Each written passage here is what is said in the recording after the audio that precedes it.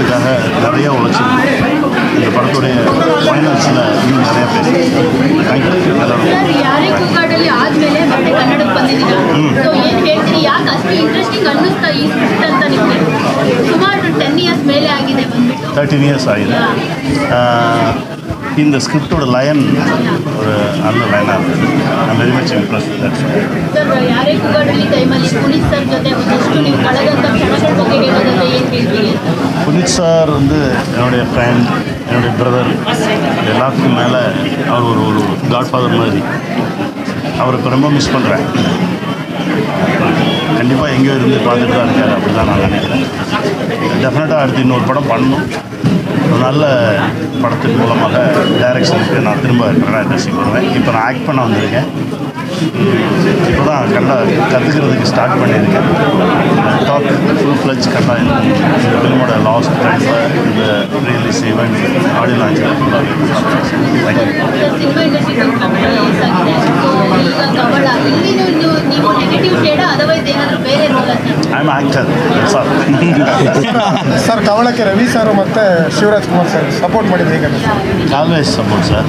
ರವಿನಾ, ಶಿವರಾಜ್ನ ಎಲ್ಲರನ್ನೇ ಸಪೋರ್ಟ್. ಅವ್ರ ಜೊತೆ ಮಾತಾಡಿದ್ರಿ ಇವಾಗ ಏನಂದ್ರೆ ಏನು? ನಾನು ಇನ್ನೂ பேசல, ನಾನು ಇನ್ಮೇಲೆ பேசல. Sir, who is your favourite actor Kannada? Puneeth sir. Sir Puneeth sir. How do you see the growth of Kannada industry? Super growth. Number one industry in Indian industry. All இப்போ வந்து Kannada industry, Tamil Nadu industry, Telugu industry அப்படியெல்லாம் எதுவுமே இல்லை. எல்லாமே ஒரே இண்டஸ்ட்ரி ஆயிடுச்சு. Indian industry. We are in Indian industry. Thank you. பா. Thank you. My hero. பேசு. Sir sound sir. ಎಲ್ಲರಿಗೂ ನಮಸ್ತೆ.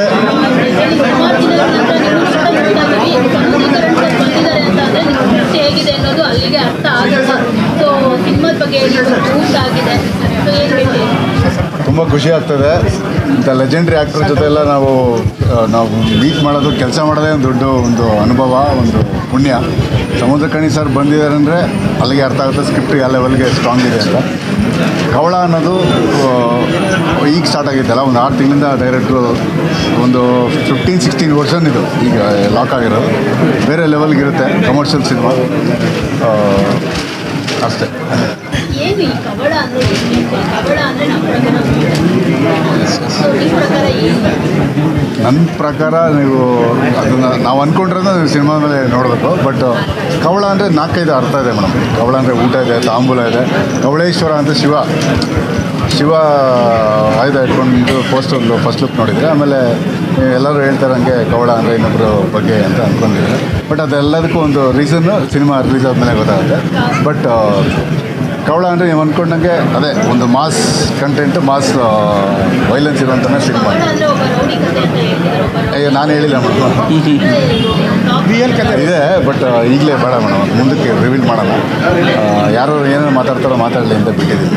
ಇವತ್ತು ರವಿ ಸರ್ ಎಲ್ಲ ಬಂದಿದ್ದು ನನಗೆ whole heartedly I felt very good actually. ಅವ್ರು ರವಿ ಸರ್ ಬರ್ತಾರೆ ಅಂತಲೇ ಅಂದ್ಕೊಂಡಿರಲಿಲ್ಲ. ಬಟ್ ಅವರು ಹೋಗಿ ಇನ್ವಿಟೇಷನ್ ಕೊಡ್ತಿದ್ದಂಗೆ ಖಂಡಿತ ಬರ್ತೀನಿ ಅಂತ ಹೇಳಿದ್ರು. ಸೊ ಈ ಥರ ಎಲ್ಲ ಒಂದು ಸಪೋರ್ಟ್ ಸಿಗ್ತಾ ಇದೆ ನಮಗೆ. ನಿಜವಾಗ್ಲೂ ಹೊಸಬ್ರಿಗೆ ಒಂದು ಪ್ರೋತ್ಸಾಹ, ಒಂದು ಖುಷಿ ಆಗುತ್ತೆ. ಅವರಿಬ್ಬರು ಬಂದಿದ್ದು ನನ್ನ ಜೀವನದಲ್ಲಿ ಮರೆಯಲಾಗದ ಒಂದು ಕ್ಷಣ ಮೇಡಮ್. ಅದಕ್ಕೆ ಅಂತಲೇ ಒಂದು 6 ಮಂತ್ಸಿಂದ ತಯಾರಿ ಮಾಡ್ತಾಯಿದ್ದೀನಿ. ಎಲ್ಲ ಬೇರೆ ಲೆವೆಲ್ ಫೈಟ್ಸು ಆ್ಯಕ್ಟಿಂಗು ಅಷ್ಟೇ ತುಂಬ ವೇರಿಯೇಷನ್ಸ್ ಇದೆ. ಸರ್ ಜೊತೆ ಆ್ಯಕ್ಟ್ ಮಾಡಬೇಕು ಅಂದರೆ ಡಬಲ್ ಗುಂಡಿಗೆನೇ ಇರಬೇಕು. ಅವ್ರು ಎಂತೆಂಥ ಆ್ಯಕ್ಟರ್ ಜೊತೆ ಆ್ಯಕ್ಟ್ ಮಾಡಿದ್ದಾರೆ. ಸೊ ಅದೇ ಒಂದು ದೊಡ್ಡ ಟಾಸ್ಕ್ ಇವಾಗ ನನಗೆ. But I like challenges, but I do it ಅಂತ. Thank you so much. ಇಬ್ಬರು ನಿರ್ಮಾಪಕರು ಬನ್ನಿ. Sound sir.